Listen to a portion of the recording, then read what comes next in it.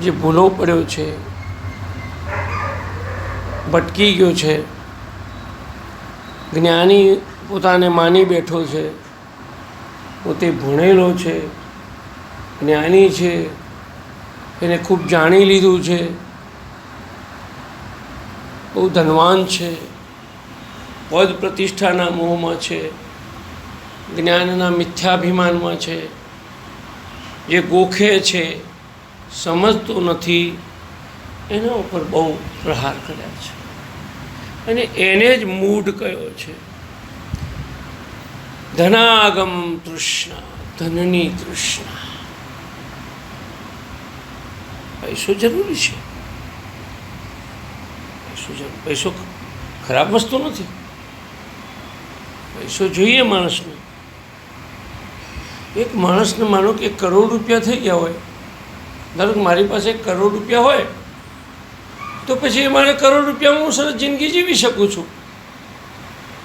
પછી શા માટે મારે 1.25 કરોડ, 1.5 કરોડ ને 2 કરોડ કરવું જોઈએ? એક તૃષ્ણાનો અંત જ નથી આવતો, એટલે એ દુઃખી છે. જે કોઈ વસ્તુ તમે ભેગી કરો ને એ તૃષ્ણા. એકલું ધન નહીં, સોનું ભેગું કરો, ચાંદી ભેગું કરો, હગાવાલા ભેગા કરો, એ બી તૃષ્ણા છે. જ્ઞાન ભેગું બહુ કરો તોય તૃષ્ણા છે.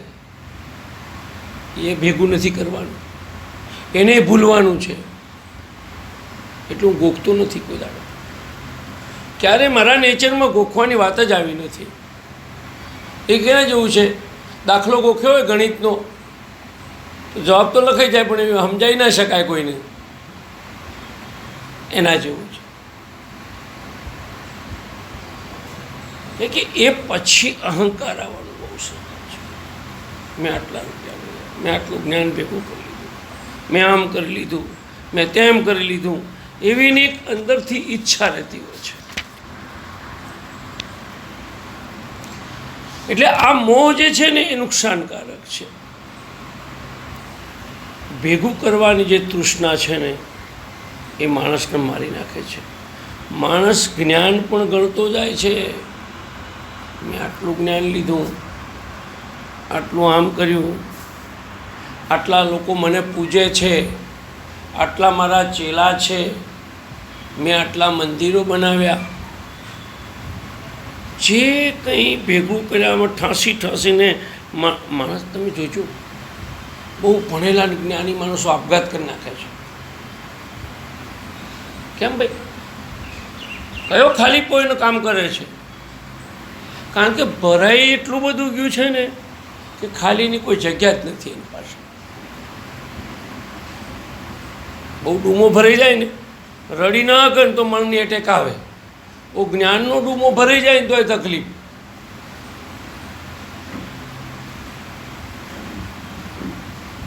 એટલે બીજાની ભૂલો કાઢવા માંડી જાય, બીજાને નીચું માને.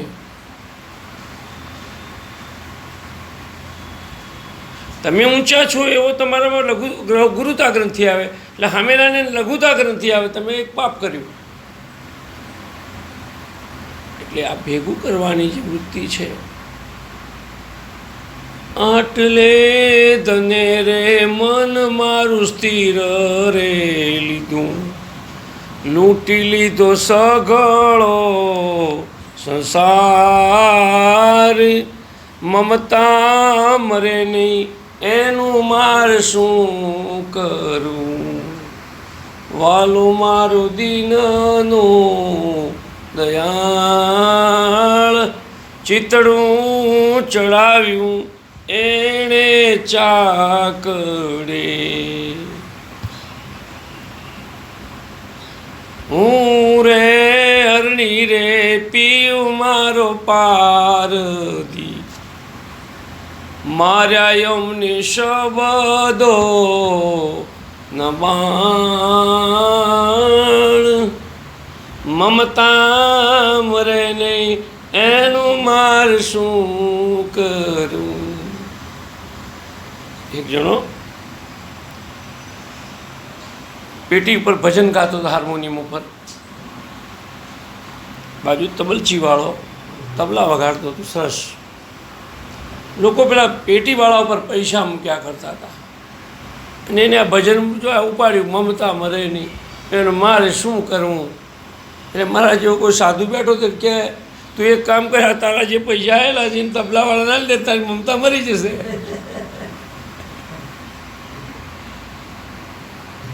આ બધી મમતા તમને, એટલે તમે એવું માનો છો કે અમે અમારા મમતા નથી, અમે તમને વળગી પડીએ એ મમતા છે.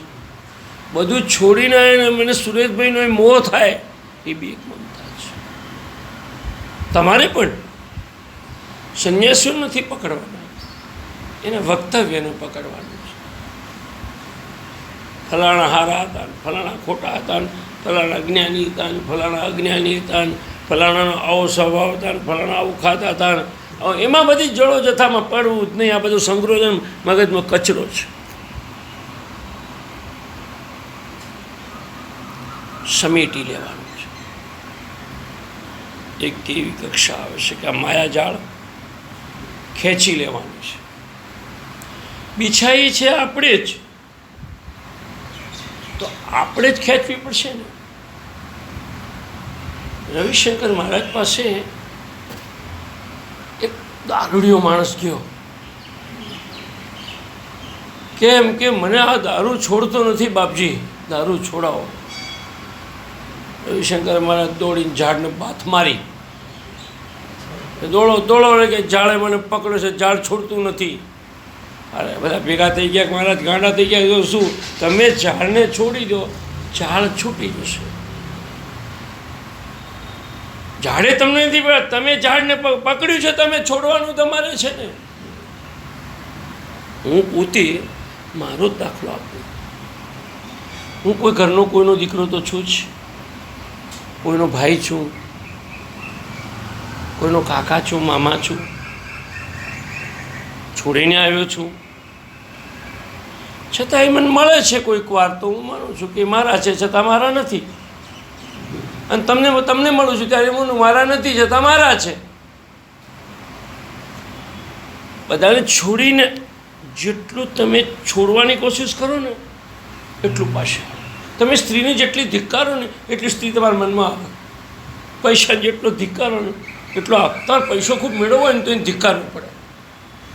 તમે જે વસ્તુની પાછળ દોડો છો ને એ ક્યારેક એ વસ્તુ દૂર પણ ભાગે. એટલે આ તૃષ્ણાઓ છે, ઈચ્છાઓ. આ ખોપરી છે ને બધું ભરાય, માણસની ખોપરી ભરાતી નથી.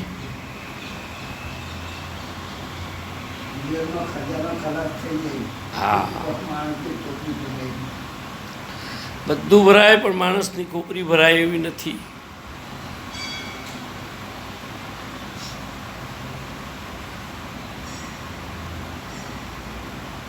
અંદરથી માણસ નિર્ધન થતો જાય છે. બધા એમ કે ભાઈ કંચન અને કામિનીનો ત્યાગ કર્યો. કામી એટલે સ્ત્રી, કંચન એટલે સોનું નહીં, બધું જ, હીરા મોતી જવેરાત બધું. પણ એ પછી વ્યાજવા પૈસા ફેરવે ને. કંચન અને કામિનીનો ત્યાગ કર્યા પછી વ્યાજવા પૈસા ફેરવનારા ધાર્મિક લોકો અને સાધુઓ જ છે. મારા આશ્રમમાં એક બેન આવેલી 2 મહિના પહેલાં. મને કે મહારાજે લેવા દાગીનો હતો 5000નો ચાંદીનો. અને મને કે મહારાજે 500 રૂપિયા હાલો અને વ્યાજ લેજો ના દાગીનો રાખો, મારે તકલીફ આવી જતી.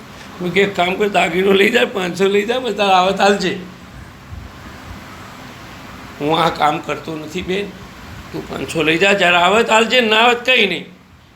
પછી હું એ સ્ત્રીને ભૂલી ગયો ને એને ભૂલી ગયો ને બધું યાદ રાખવું, બધી મોહ થાય ને, પૈસાનો મોહ થાય ને, એ સ્ત્રી વચ્ચે મોહ થાય ને, બધું યાદ જ કરવાનું નહીં. મને હામી મળી, ભૂલી જાવ, કંઈ નહીં, પતી ગયું, હિસાબ કિતાબ પૂરો થઈ ગયો. જીવનનો આ હિસાબ કિતાબ છે.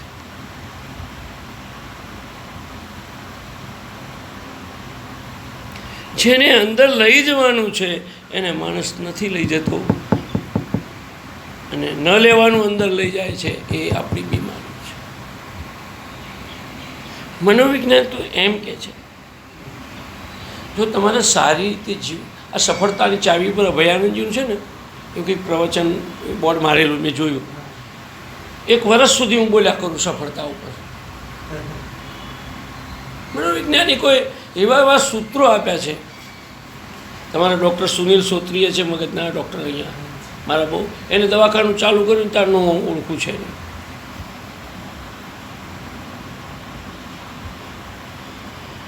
મનોવિજ્ઞાન એમ કે છે કે forgive your self again again again again and again.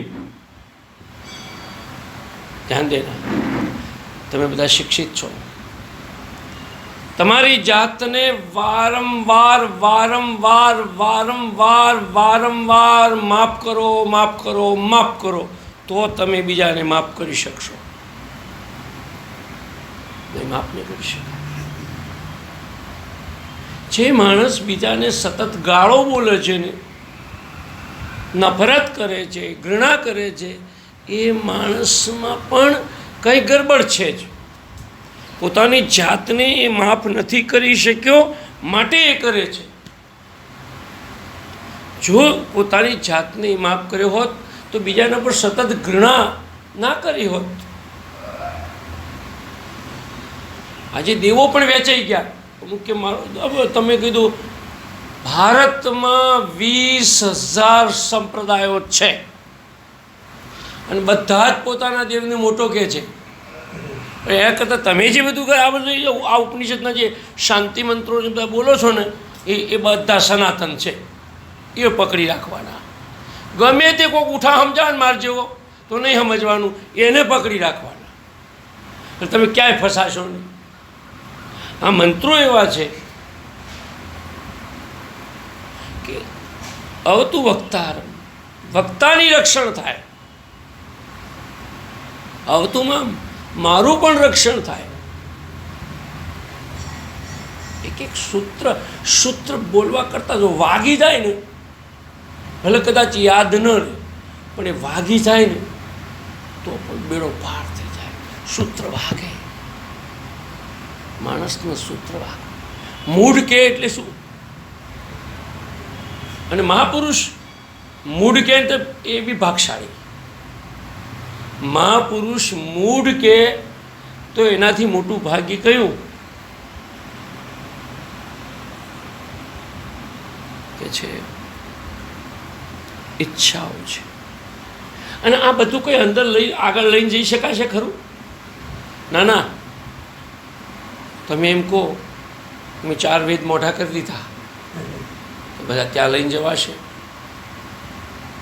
આ તો બળ અહીંયા બાળવાના છે અને ત્યાં બી પાપ પુણ્યનો હિસાબ લેવાશે. હિસાબ આપવો પડશે ત્યારે કાંટાની માફક ખૂટશે. જન્મીને જગમાં તમે શું શું કર્યું? પાપનું કે પુણ્યનું ભાથું તમે કેટલું ભર્યું? હિસાબ આપવો પડશે ત્યારે કાંટાની માફક ખૂટશે. એ યાદ રાખો. એ સવાલ તમને પ્રભુ પૂછશે. પછી હે હે હે હે ગે ગે ગે ગે ફે ફે ફે